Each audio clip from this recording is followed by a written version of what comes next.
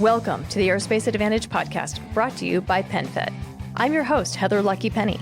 Here on the Aerospace Advantage, we speak with leaders in the DoD, industry, and other subject matter experts to explore the intersection of strategy, operational concepts, technology, and policy when it comes to air and space power.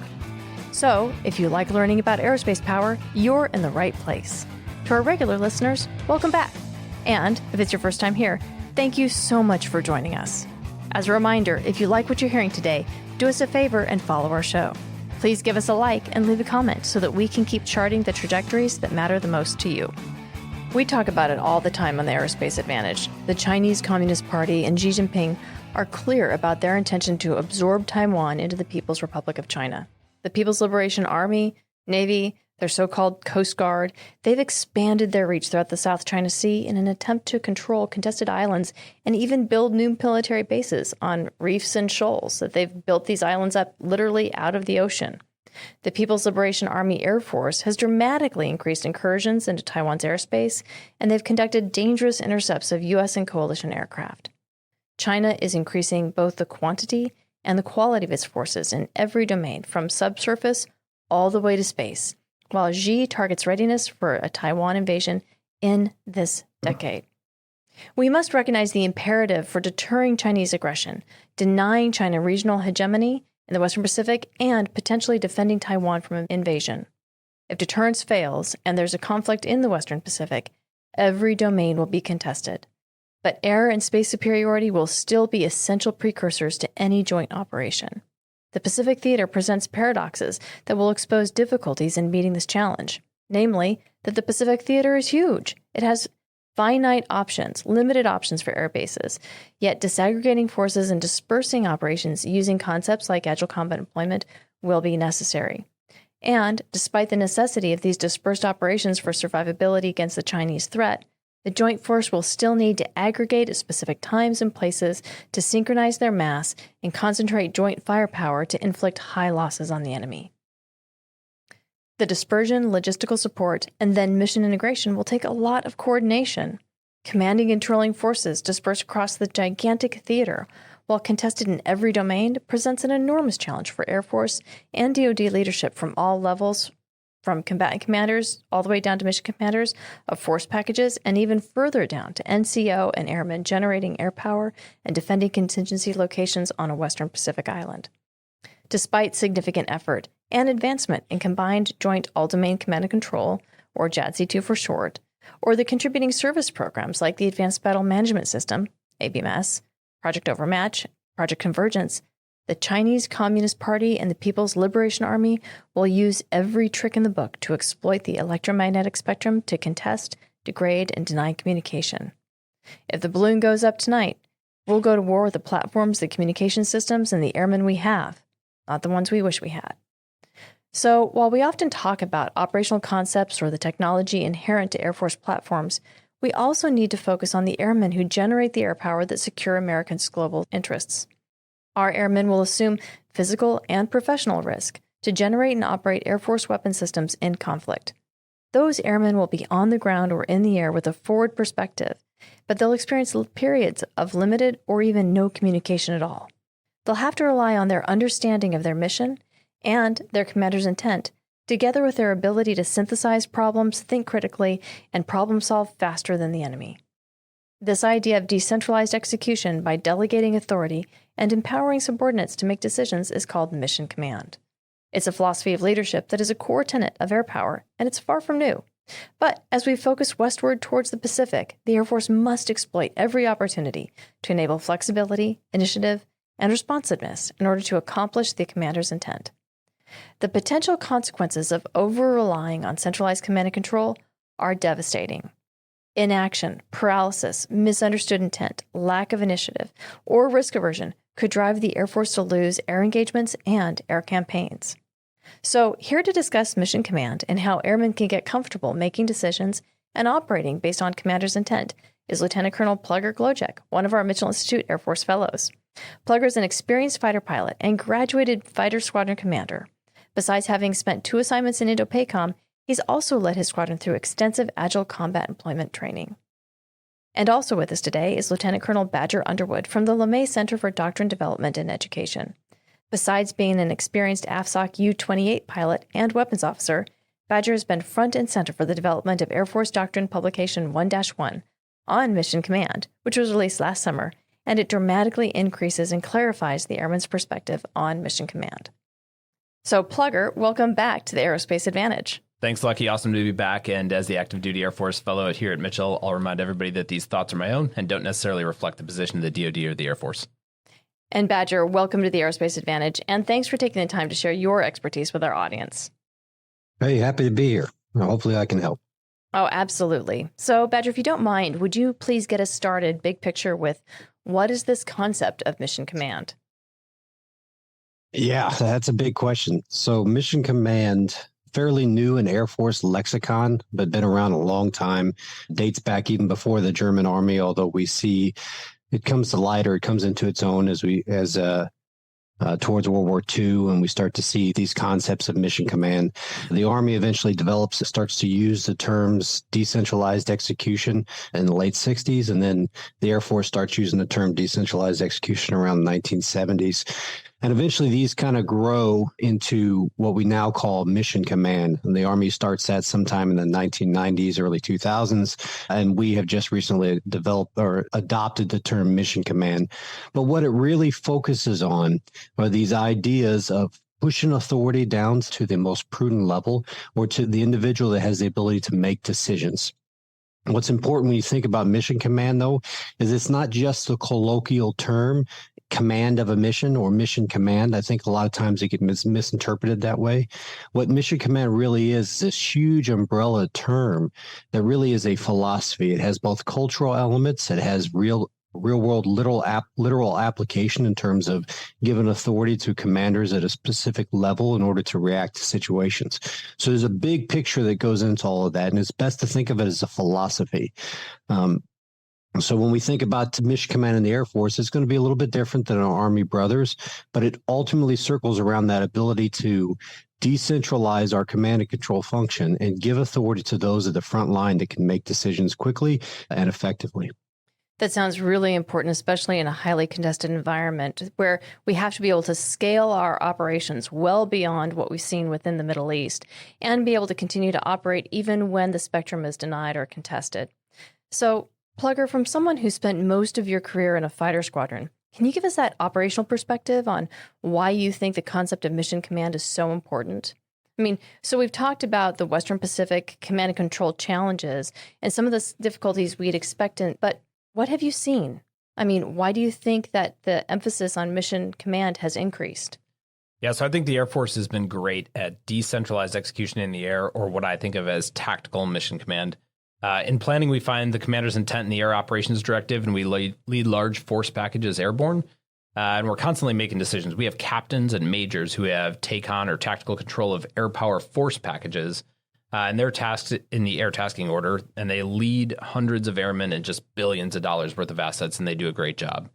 And our mission commanders apply the Joint Forces Air Component Commanders, the JFAC's acceptable level of risk that we call ALR.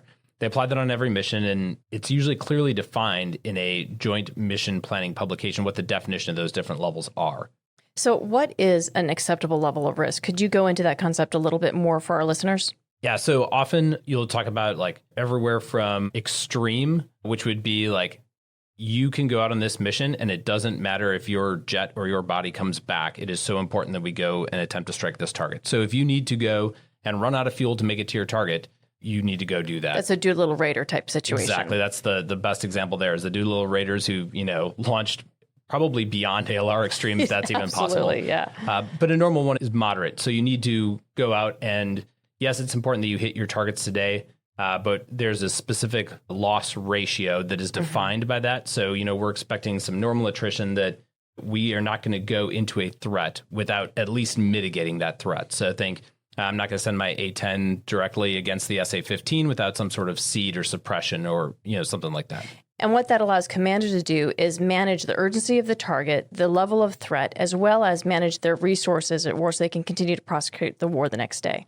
Exactly. And then airborne, those tactical mission commanders can think about their decision-making processes, and constantly be keeping the commander's acceptable level of risk in mind. And, a lot of us have probably been in one of those large force engagements where a mission commander calls back and asks for an ALR increase for a specific package for a specific task if we're actually going to meet the commander's intent for that day. But there's also other things that JFACs publish, like the commander's critical information requirements and intelligence collection priorities. And I think those allow those officers who are airborne to actually make timely and informed decisions in combat. And, I'm sure you felt this on 9/11 when you launched after Flight 93. You're extrapolating well outside any mission you've ever considered, but still 100% clear on your commander's intent and your flight lead's intent. So outside of tactical flying operations, at least in my experience, I think we've not been focused on the mission command concepts or using effective mission orders. Back in 2013, when I was at Squadron Officer School at Maxwell as a young captain, a few of us got the opportunity to go over and do a short exchange at the Army Captain's Career Course, which was at Fort Benning, which I think we call Fort Moore now. So we got to go over there for the day. And, as the A-10 guy, I think people figured I could speak a little bit better than average Army and a little bit better than average aviation. So I got chopped off to the Army aviation section. And there are captains there planning missions. And they're planning the operations and the tactics for, a simulated mission. They're forming the commander's intent. They're writing these 5-paragraph mission orders. And they're explaining the execution of the commander's intent and how to apply logistics and define command and control. And, up to that point at SOS, we'd been mostly talking about conceptual forms of leadership and how to counsel people. But these Army captains were no kidding talking about commander's intent, how to assess risk, how to identify opportunities, use discipline initiative.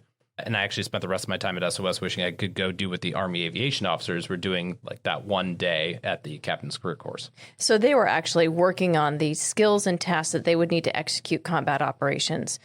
Could you go into more detail regarding mission command orders and what those were structured like and what those different phases and paragraphs were intended to do and how they were intended to empower those officers? For sure. I'll give you the ops perspective and then, Badger, you can grade my homework. So my understanding is that mission orders, you can give them verbally or written, but it does help to have a format that you are used to giving a mission order in and then also that you're receiving a mission order in. But they should state the mission, the task organization, the concept of the operation.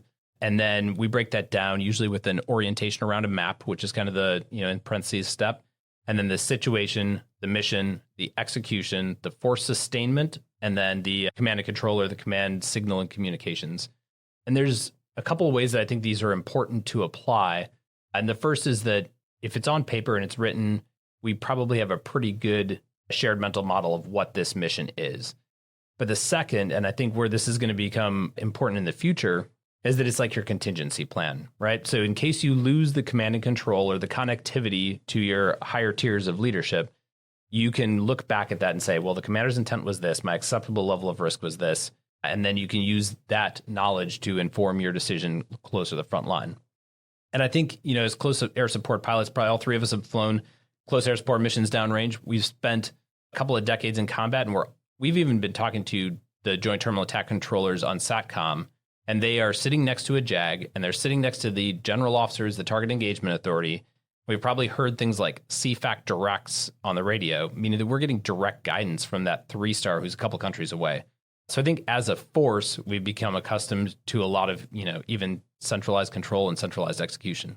Absolutely. I mean, that 1,000-mile screwdriver where the CFAC is buying your bombs, not the pilot in the cockpit. So, Badger, to back up to Plugger's description of how he experienced mission command orders, how to write them, and how young Army officers were intended to execute based off of that intent, how has the Air Force adapted mission command orders? That's a tough question because we're still working through it. We do have a document coming out where we've written a AFDP, or Air Force Doctrine Publication 5.0, which talks about orders production. And we do use the 5-paragraph order as a suggested template, like Plugger said. But it's important we use the term mission type orders or MTOs is to understand that really is just a technique or a way of writing orders. The 5-paragraph order that Plugger mentioned, that's just a format. The ATO is a format of orders. The AOD is a format for orders. And any of those could be written under an MTO technique. And MTO simply meaning that we give less detail and more general broad guidance and intent that allows the subordinate to act more freely within it. If you think of it in terms of telling the subordinate everything they can't figure out on their own. And so it really is a way to write that. And so the example that Plugger gave there, I think it's important for folks to understand, especially in the Air Force, that we didn't get to this centralized template just because our generals wanted to have more power. There's a lot more to it. When we deal with the Air Force or Air Force resources, they're high demand, low density assets. There is a huge benefit to being as centralized as we can, especially when we start talking about aircraft allocation, resource allocation. All of these have very important, they were all done for very important reasons. And so do I think that we're going to be down to mission type orders and a very focused way, the way the Army does, where I can send a platoon or a company out with a very specific mission and a very specific bowling alley in which they're operating? I don't think we are. I think the way in which the Air Force will use it will be much, much different. And that's how we ended up with, instead of just focused on decentralized execution, when we came out with Mission Command, we actually modified our previous centralized control, decentralized execution template to include a new term called distributed control. And so we have now the backbone is centralized command, meaning airmen work for airmen, and the senior airman is the COMAFOR, or the Commander Air Forces, who reports directly to the Joint Force Commander. You have distributed control now, which focuses on delegating authority down to commanders. And then decentralized execution, which Plugger described very well, which is the guys in the cockpit or the guys in the front line making real-time decisions. And I think if I can break that out a little bit, that may help exactly where we're going to use MTOs. But I don't want to go too far here. If you're interested in hearing a little more about CCDCDE, I can go into that, but you told me to keep my responses short. So Badger, this probably really started in like 2018, right? When the National Defense Strategy starts discussing how the U.S.'s primary concern is transitioning to the interstate strategic competition. And we're looking at adversaries like China and Russia instead of violent extremist organizations. The NDS at the time talked about the new or really resurrected concept of agile combat employment that they called, agile, resilient, adaptive basing at the time. But I think that really started helping us realize that this concept is going to be important in preparing and evolving ACE concepts. And you may have a young team lead who needs to have a really good understanding of both the commander's intent tactically, then that would come from the JFAC, but also operationally from maybe a fighter squadron commander or the fighter wing commander. And I think that's where you're talking distributed control. And, when we started talking about this in 2018, we had never had any formal training on how to write mission orders or, probably even really receive or break them down. And I know we in my squadron started reading the Army's Battle Staff Handbook and the Joint Pub 5.0 and just tried to learn it ourselves. So this is also something that when I got to command my own fighter squadron, one of the priorities was to teach our captains, our flight commanders, our team leads how to execute mission command, how to understand commander's intent, how to give commander's intent, and then how to identify those opportunities and take the disciplined initiative, but also how to assess and then accept prudent risk. So I think part of that is also knowing what and when to communicate up and down the chain. Absolutely. And this has been a journey for the Air Force, especially after the last 20 years, 25 or 30 years of the operations that we've had in the Middle East. And Badger, to your point, air power is a theater asset and actually a global asset as well, just simply because of the range, the speeds, and the effects that air power is able to provide that a platoon in the Army just simply can't because they travel at the speed of feet, right? So Plugger, you were learning about the necessity of mission command in real time over the last decade as you were playing with these concepts. And the larger air forces clearly realize that they need to expand the concept. So, Badger, can you talk to us more about the doctrine that we had before 2023 and how and why the Air Force went about revising it and the role that you've played there? Yeah, absolutely. I should mention the ideas that distributed control, a lot of these ideas have actually been around a lot sooner than 2017 and 2018. It became a political focus point, but the Air Force has long been trying to adapt how we operate. So as I mentioned earlier, the idea of mission command, although new in Air Force lexicon, the central idea of decentralized execution, which is the hallmark of mission command, has been around since our inception. It doesn't find its way into doctrine until 1970s, but the basic ideas of mission command have been around since the very beginning. Unfortunately, due to a lot of resource constraints throughout the last 20 years, consolidations of AOCs, the downsizing that happened after the Gulf War, after the Cold War, a lot of resources constraints, we became much more centralized. And so our doctrine actually exposed an idea of centralized control, meaning that all airmen work for airmen. Centralized control didn't actually mean that all authority was retained by the JFAC or by the COMAFOR. It actually emphasized pushing authority down. So it has always emphasized mission command. We didn't use the term, obviously. But what we found is over the last 20 years, with the resource constraints, what had actually happened is we had started thinking that meant, okay, the JFAC retains all the authority.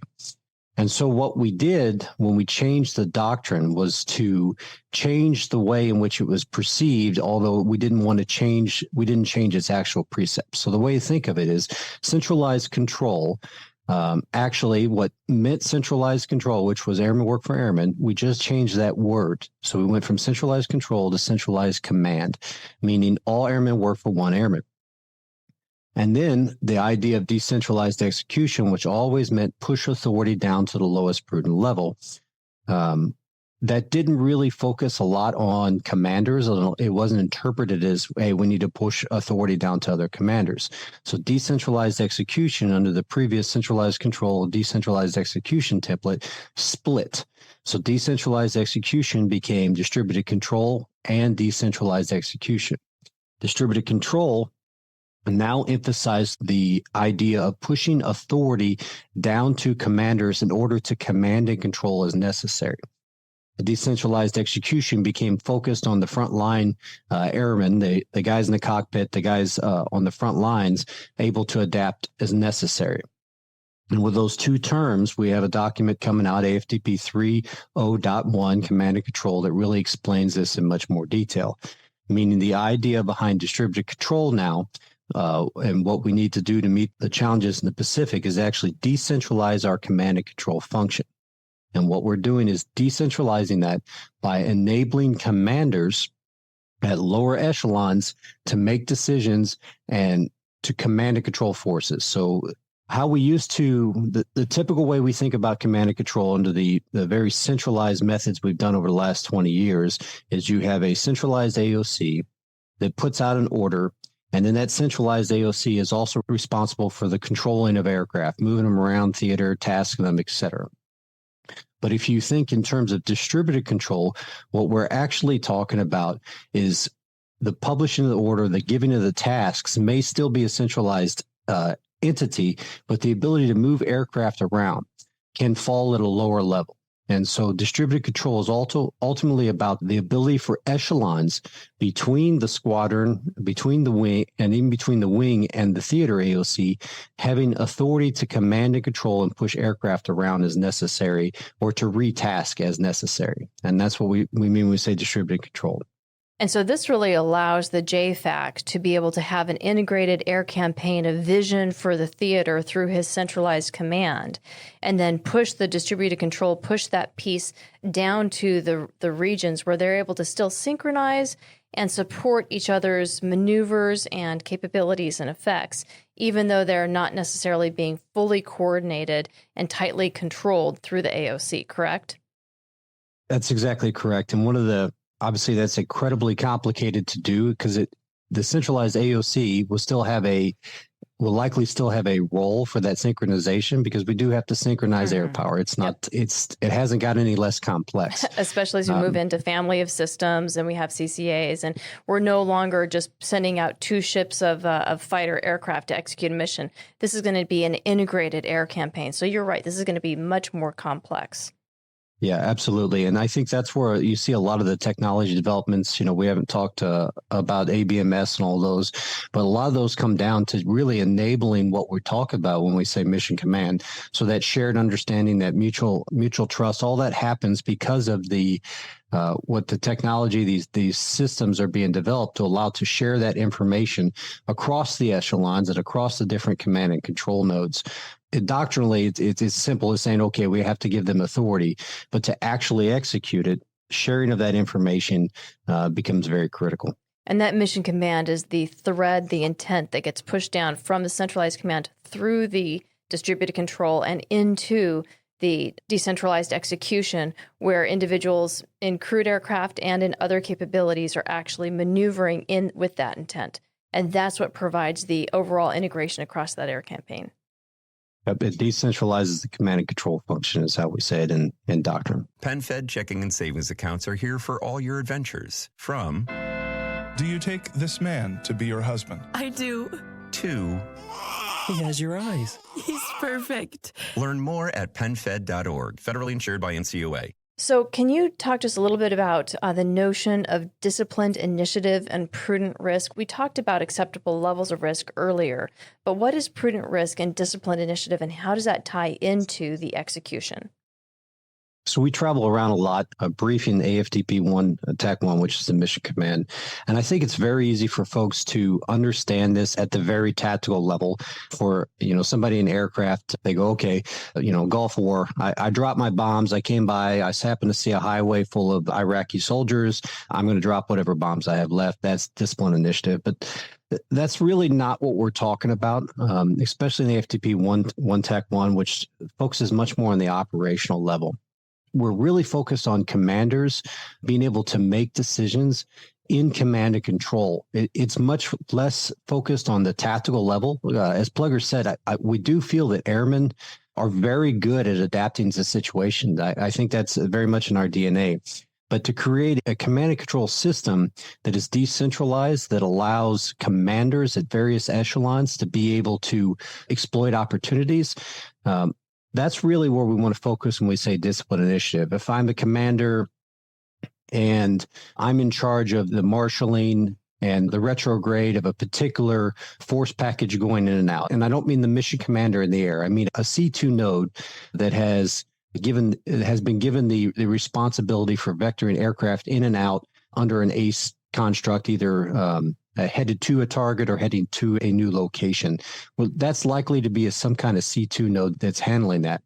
Well, if they receive updated information that there's a threat or updated information that there's a better target, that commander there being able to take discipline initiative and revector the force as necessary, that's really where we want to be. That's really a command and control form of discipline initiative. They're not out there just looking for targets of opportunity. They actually understand the broader intention of the command, and then they are executing in accordance with that command. It's not just a target of opportunity. Yeah, and I think that's the biggest change for airmen, that commander at an echelon below the JFAC making real-time decisions over the command and control of the aircraft, not so much just an airman who's executing a task and sees a better way to execute that task. And the simple way that I explained it, Lucky, when I was a commander to my flight commanders and to my team leads was, I need you to know the commander's intent so well that when you're out there and you see an opportunity that I couldn't have possibly imagined, but you think is good and, fits within the commander's intent and within the acceptable level of risk, I want you to jump on that opportunity. I want you to go do that thing. And it moves the entire force towards the broader objective of the campaign, of that particular push or of that particular mission. Exactly. So what about prudent risk? Yeah. So prudent risk was probably the most difficult portion of the doctrine. We had a lot of discussions. We felt as a writing team that the Air Force had a lot of methods for analyzing risk, a lot of methods for understanding, what is risk. We could go everything from ORM sheets to the ALR and the IP, like Plugger said. But we really didn't have a definition for prudent risk. And we tried multiple definitions to say, what does prudent mean? And we looked at a lot of the Army documents. And what we actually discovered is that prudent risk has to be defined by the commander. The commander has to go, okay, what is prudent to me? What does it mean? And it would have to be something that's defined in the order how the commander does it. And so one of the ways is we've worked with folks trying to write this. One of the ideas that I've given them to help them write it is to think, how do I accept the risk for what might happen to avoid what will happen? So, Lucky, I think outside the tactical flying community, defining risk is still a little bit vague. if you're leading a large force package of air power, kind of like we talked about, it's easier to think about the risks to force, the risks to mission, and then utilize that JFAX ALR, the acceptable level of risk, and you use tactics to keep your team within that. But, we discuss threats and hazards along with the probability of an event, and we compare those to the potential level of consequence. I think, though, saying, accurately or effectively or shared understanding is where Badger was talking about, maybe the common lexicon isn't there. And if it's up to the commander to define what prudent means, and I don't even think prudence is a word that most people in 2024 even use, I think we could do more to define how commanders define that, if that makes sense. Well, I think it comes down to that acceptable level of risk and that notion of level of risk of how urgent the target is and the objective is for that particular mission or that particular push, what the threats are. So that could be the consequences to blue forces, and then managing your blue forces, your war reserve materiel, men, aircraft, weapons, so that you can continue to fight for the next day. Is it really worth dying on that hill, proverbially? And I think that the Air Force can proliferate that concept of ALR beyond tactical mission planning and execution. And I think they can expand that ALR framework into AFDP 1-1 or maybe into the further follow-on documents that I know Badger is working on. And on top of that, if we have commissioning sources like the Academy and ROTC and OTS, as well as Air University and the developmental education through SOS, ACSC, Air War College, if they can incorporate more mission command instruction into the curriculum there, and specifically develop leaders who have a shared understanding of what prudent risk means or how to define prudent risk in their orders, then that would be able to empower the lower echelons with an active and effective lexicon that helps to define it. Well, it sounds like prudent risk ultimately is that balance between risk to mission, which is connected to disciplined initiative, right? If you're not disciplined in the operational initiative or the tactical initiative, you are incurring risk to mission, and balancing that against risk to force, which is really about the ALR. We really need to understand as we are distributing that control how mission command and the commander's intent and the overall strategic campaign has to incorporate those kinds of strategic and political type considerations as commanders are off doing what they're doing within disciplined initiative. And so I see what you're saying, that these are other facets that need to be incorporated. So how do mission orders or mission type orders tie into the concept of mission command? So when is it appropriate, for example, for a fighter squadron or flight or even a soft unit or mobility crew to operate on mission type orders? Yeah, so when we published AFDP 5.0, or when we set it out for initial chord, the number one question that came back is specifically that, was what is the lowest level in which you see what we for shorthand call an MTO actually being written? And the answer we give is, I don't know. But it is not likely that you will see a squadron commander writing MTOs to a flight. I don't think that would ever be necessary to put that much work into giving a specific task to a flight going out. It is likely that you may see an MTO written to a wing commander if they are in charge of a command and control concept. So where would an MTO be used? An MTO would be written to any entity which would be doing the full level of command and control. So we define command and control as 5 basic activities: design, plan, prepare, execute, and assess. So if a commander has the ability to do command and control holistically, and it may be all the way down to a wing level, who's in charge of executing the marshaling and the reconstitution for an entire package going in and out. It may be at a higher level where, similar to World War II and Kenny's forces, where they're in charge of an entire mission or an entire geographic section, command and controlling forces going in and out of a geographic area. So we would imagine an MTO or a 5-paragraph order being given to a commander from the senior commander if that subordinate commander is given command and control responsibilities over an entire mission, meaning the full design, plan, execute, and assess. That's where we would see it used. Now, the MTO techniques, the idea of giving broad guidance, even in a verbal order, that could be used all the way down to the flight level. But we don't imagine full 5-paragraph orders with a bunch of annexes being used much below the wing, and probably rarely at the wing. It's probably going to be at an echelon between the wing and the theater JFAC. Badger, one place that I'll push back a little bit on that is like with agile combat employment, I could see a small flight. Maybe it's a 4-ship, maybe it's a 6-ship, maybe it's a 2-ship that goes somewhere in in the absence of connectivity, when our command and control is contested and degraded, that's where I could see whether it's verbal or, a short, maybe minus a bunch of the annexes, but a short like page or two mission order to a captain or a senior NCO going, hey, if you get cut off, here's my intent, and here's how you're going to execute for the next defined time period. So this, really brings up the question of when do we begin educating our airmen, both at the NCO level and officers, how to understand and execute mission command type orders. So, Badger, are there any Air Education Training Command efforts to teach these young officers about mission command, either at SOS or the Air Command and Staff College? Yes, I know as early as OTS, some of the new initiatives happen at OTS, even right here at Maxwell. Mission command and planning and wargaming, all these elements are being pushed all the way down to the commissioning sources to start getting these ideas into airmen from the very beginning. Right now, there's a heavy focus not just on mission command, but on all the command and control activities, especially planning. And I'll plug that we do have with the AFTP 5.0 coming out, we do have an Air Force planning process, which is really just the JPP simplified into echelon agnostic language that allows airmen to better understand that planning is a command and control activity. And so by teaching these type of things much, much earlier, what happens is as airmen come up there, instead of always being very tactically focused, as we always have, we've introduced these ideas much earlier.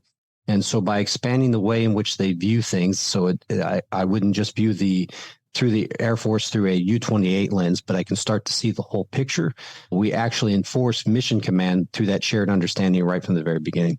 That's so important to begin building this into the culture of our young airmen, whether or not they're in the enlisted ranks or the officer ranks, so they can understand, they feel empowered to take that disciplined initiative, understand prudent risk, and execute on mission command or mission type orders. Plugger, you had mentioned agile combat employment and the need for mission type orders to be able to execute that. Can you talk a little bit more about that? Because how does this kind of maneuver provide us an operational advantage, even though we don't have and won't have a numerical advantage, and we might not have a technological advantage? So this kind of persistent maneuver, dispersed operations, how does all of this come in together regarding mission command, and how does that bring us closer to a winning solution? So, Lucky, don't get me wrong. I think just to start, we need the mass so that we can generate and concentrate the high tempo air power that can earn us air superiority. And that's how we're going to allow the whole joint force to then threaten, whether it's the CCP or anybody else, threaten their core interests enough to deter or deny their aggression. Can I get an amen? Amen.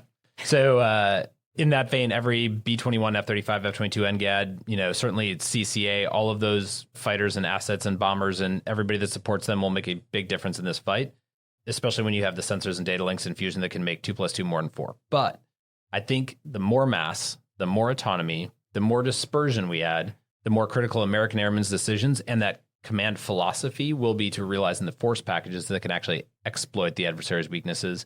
And then you do that in real time and inflict a high rate of enemy losses. All those fighters in CCA, they all need fuel, they all need weapons, and they need maintenance, or at least, to be turned at dozens of different bases that'll be all under attack. So it is airmen who are going to get those weapon systems in the air where the sensors and the missiles are effective. It's not just the comm denial that we need to prepare for, but also just general emissions control, that MCON, that's going to keep our airmen survivable so that they're targeted less frequently. And then that'll allow them to generate air power under attack with that disaggregated force.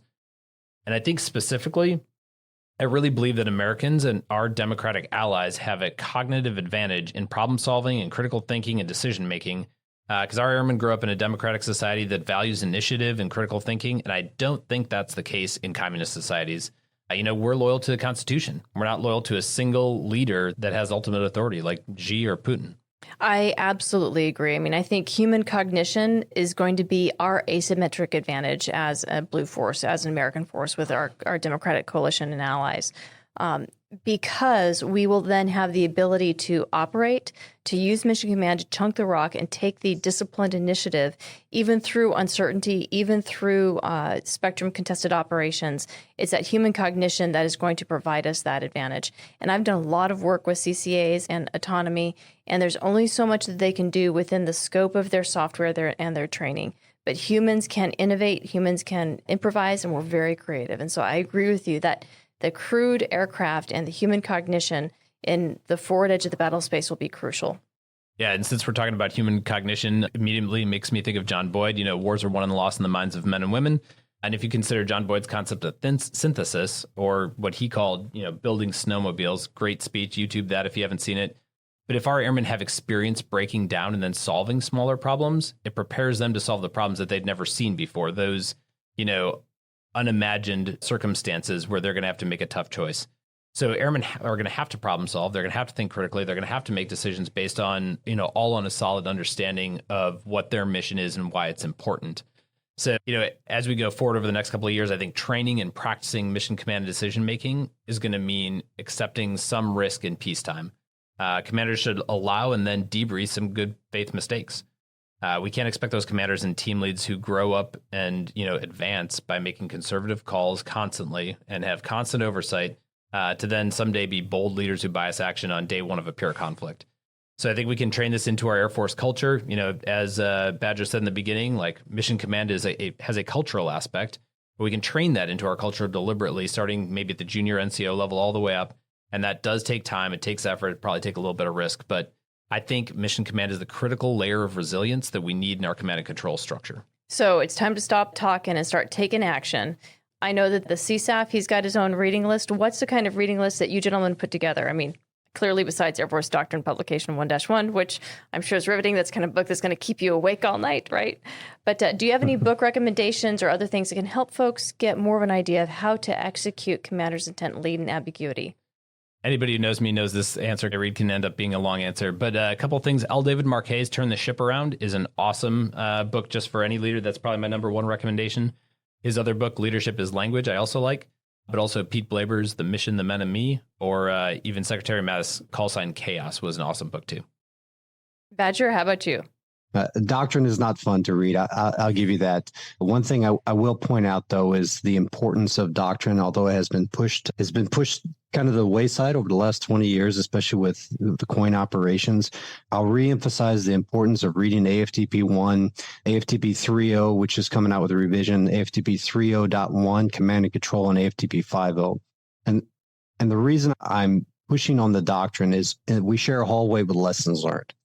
And I see lessons learned coming out every single day that talks about the inability or the stagnation that happens in our innovation because we are using simple terms incorrectly.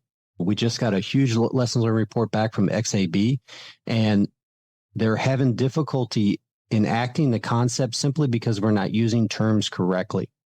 I started this out by saying mission command is more than just the colloquial term command of a mission. And so I strongly recommend that folks go out and read the doctrine. Maybe you don't read it cover to cover. That would certainly put you to sleep. But utilizing these as references very frequently and having it as part of something that you routinely reference is going to help us innovate because we'll all start using the same language. And if it's wrong, then we'll update it. But right now we have one of the difficulties in innovating and enacting some of these new concepts is simply that we're all using the same term to mean different things. But for my personal, I'll also add in one book. Most people have read Command and War by Martin Van Creveld. But I'd also add in a book by Anthony King called Command the 21st Century General. The book is fantastic. He talks about collective command. We would simply call it distributed control in the Air Force. It gives you a better idea of what we're trying to do. We're not trying to distribute command. We're not trying to make everybody a commander. But we're trying to decentralize the command and control function, which he does a great job of talking about. I really am going to endorse your recommendation that folks read their doctrine and know their doctrine. And I'll say it for this reason. It's not because we want to be automatons. It's because, like a jazz band, if we're going to improvise, if we are going to take that disciplined initiative, we need to be singing off the same sheet of music.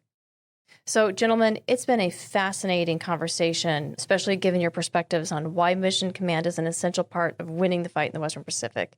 At this rate, we're not going to have a numerical advantage, and we might not have a technological advantage. So we're going to need every kind of cognitive advantage possible. And we hope that our young officers are embracing Air Force Mission Command and that our squadron, group, and wing commanders are teaching it and practicing it in peacetime. because we need to practice it now before we need it in conflict. Thanks, Lucky. It's always awesome to be here. And Badger, good working with you. We appreciate what you and the LeMay Center do. Absolutely. I'm happy to be here. And if you'll allow me, I have one more plug. At the Air Force Doctrine Center, we run a podcast as well, where we go in depth into these various doctrinal concepts. It's called the Air Force Doctrine Podcast. It's available Apple, Spotify, and anywhere you get podcasts. And I'm actually a follower. Me too. Excellent. All right. Excellent. Thank you, gentlemen. We appreciate your wisdom. With that, I'd like to extend a big thank you to our guests for joining in today's discussion. I'd also like to extend a big thank you to you, our listeners, for your continued support and for tuning into today's show. If you like what you heard today, don't forget to hit that like button and follow or subscribe to the Aerospace Advantage. You can also leave a comment to let us know what you think about our show or areas you would like us to explore further. As always, you can join in on the conversation by following the Mitchell Institute on Twitter, Instagram, Facebook, or LinkedIn, and you can always find us at mitchellaerospacepower.org. Thanks again for joining us, and have a great aerospace power kind of day. See you next time.